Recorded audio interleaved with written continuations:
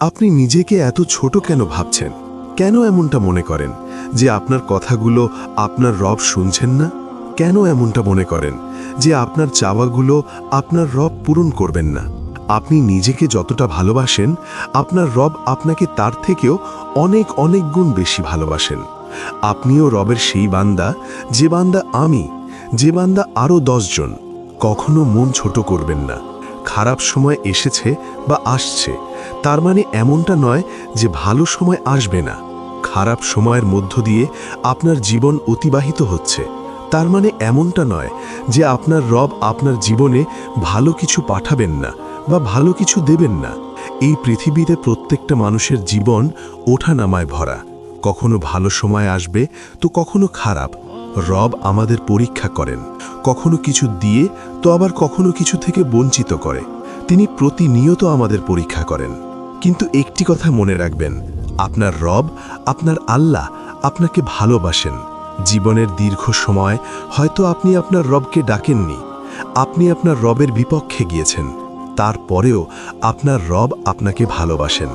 আমরা প্রতিনিয়ত কত অন্যায়, কত অপরাধ করে চলেছি, তারপরেও আমাদের রব আমাদের ভালোবাসেন। রবের ওপর থেকে বিশ্বাস হারালে চলবে না, আস্থা হারালে চলবে না। জীবনের খারাপ সময় রবকে দোষারোপ করে জীবনটাকে আরও খারাপের দিকে ঠেলে দেওয়া যাবে না। আমরা আমাদের রবকে কতই না দোষারোপ করি। কতবার বলেছি, কেন আমার সাথে এমনটা করেন? কেন আমার জীবনে এত বেশি সমস্যা দেন? আমরা আমাদের রবকে কত কষ্ট দিয়ে থাকি আমাদের আচার ব্যবহার আর কথার মাধ্যমে। কিন্তু তারপরেও আমাদের রব আমাদের ছেড়ে যাননি বা যেতে চান না। তিনি আমাদের ভালোবাসেন, অনেক বেশি ভালোবাসেন। তিনি আমাদের খেয়াল রাখেন, খাবারের ব্যবস্থা করেন, রিজিকের ব্যবস্থা করেন। কে জানে, হয়তোবা আপনার রব আপনাকে বিপদের মাধ্যমে নিজের কাছে টানতে চান। আমাদের রব অপেক্ষা করে আছেন আমরা কখন তার শরণাপন্ন হব, কখন তার কাছে যাব এবং আমাদের সমস্ত কৃতকর্মের জন্য ক্ষমা চাইব। সত্যি বলতে আমরা অনেক সময় মনে করি যে আমাদের রব হয়তো আমাদের ক্ষমা করবেন না, আর সেটাই আমাদের সবথেকে বড় ভ্রান্ত ধারণা। আমাদের রব আমাদের ফিরে আসার অপেক্ষা করে আছেন।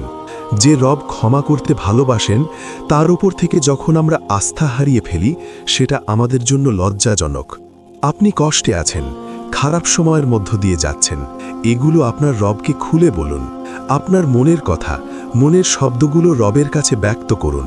এটা ঠিক যে তিনি অন্তর্যামী, কিন্তু বিষয় হচ্ছে যখন আপনি আপনার রবকে মনের ইচ্ছা, কষ্ট, দুঃখ আর জীবনের কাহিনী খুলে বলবেন এবং তার কাছে প্রার্থনা করবেন, চোখে অশ্রু আনবেন, তখন আপনার রব আপনাকে বঞ্চিত করতে পারবেন না।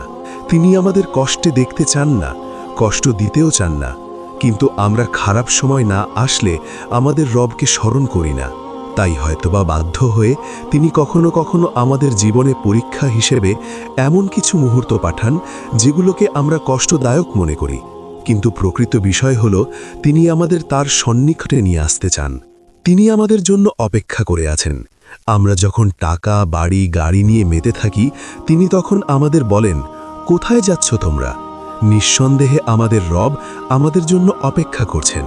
তিনি অপেক্ষা করছেন কখন আমরা সেজদায় লুটিয়ে পড়ব এবং ক্ষমা প্রার্থনা করব। কিন্তু আজ আমরা বিভ্রান্তির মধ্যে ডুবে আছি। আমরা এমনভাবে জীবনযাপন করি যেন এই পৃথিবী থেকে কখনোই বিদায় নেব না, যেন মৃত্যুর মুখোমুখি কখনোই হব না। কিন্তু মৃত্যুকে অস্বীকার করা যায় না। একটি সময় আমাদের রব আমাদের তার কাছে ডেকে নেবেন।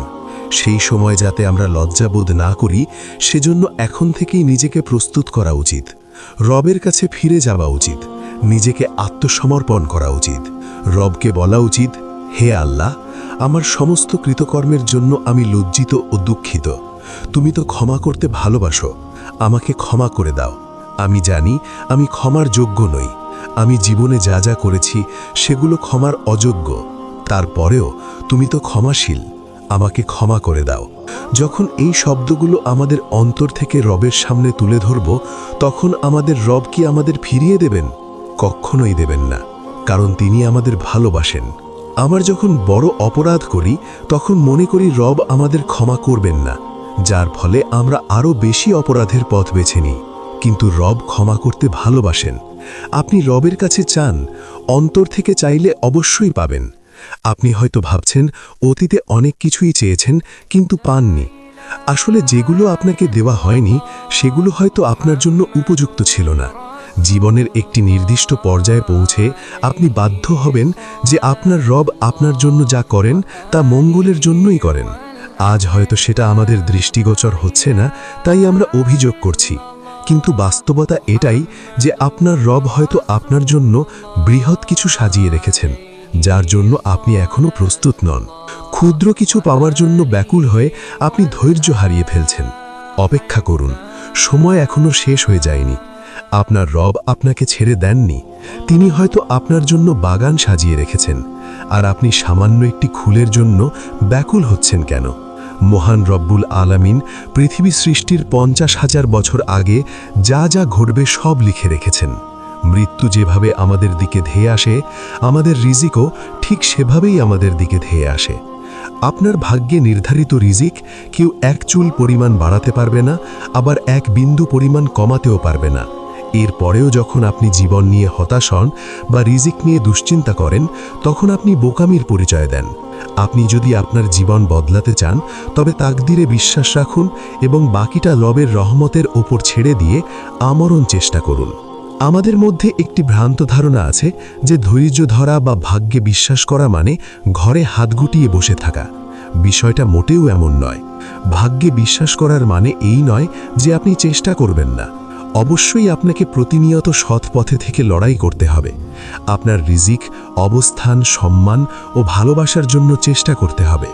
আপনার রব আপনাকে যে মেধা ও সামর্থ্য দিয়েছেন তার অপব্যবহার করবেন না। আপনি সারাদিন মোবাইল ফোনে এমন সব ভিডিও দেখে সময় কাটান যা আপনার কোনো উপকারে আসে না, বরং ক্ষতি করে। কেন আপনি আপনার মূল্যবান সময় অপচয় করবেন? যখন আপনার রব সময়ের কসম দেন, তখন কি আপনি বোঝেন না সময় কতটা গুরুত্বপূর্ণ? সময়ের সঠিক ব্যবহারই আপনার জীবনকে সুন্দর করে তোলে। ভাগ্যে লেখা আছে মানে এই নয় যে চেষ্টা ছাড়াই সব পেয়ে যাবেন। হতে পারে ভাগ্যে লেখা আছে যে চেষ্টা করলে তবেই আপনি পাবেন। তাই ভাগ্যের দোহাই দিয়ে বসে থাকবেন না। রবের দেওয়া শক্তি ও সামর্থ্যকে সঠিক জায়গায় কাজে লাগান। যদি অপচয় করেন, তবে আপনাকে জবাবদিহি করতে হবে। আমরা যদি সত্যি আল্লাহর বান্দা হয়ে থাকি, তবে তার দয়া অনুসন্ধানের চেষ্টা করতে হবে। সাহাবীরা করেছেন, নবী রাসূলরা করেছেন, তবে আমরা কেন করব না? তাকদীরের প্রতি বিশ্বাস আপনার সবথেকে বেশি কাজে দেবে যখন আপনার জীবনে কঠিন সময় আসবে। আপনার অবস্থানকে মজবুত করুন।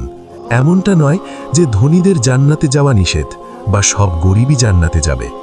আপনাকে ইনডাইরেক্টলি ধনী হতে উৎসাহিত করা হয়েছে যখন আপনাকে যাকাত দেওয়ার কথা বলা হয়, হজ করার কথা বলা হয় বা দান করার কথা বলা হয়। আপনি চেষ্টা করুন আপনার জায়গা পাকাপোক্ত করার। সঠিক পথে মানুষকে ধোঁকা না দিয়ে হালাল উপার্জনের মাধ্যমে আপনি সফল হন। এতে কোনো বাধা নেই। চেষ্টা করাই মানুষের কাজ।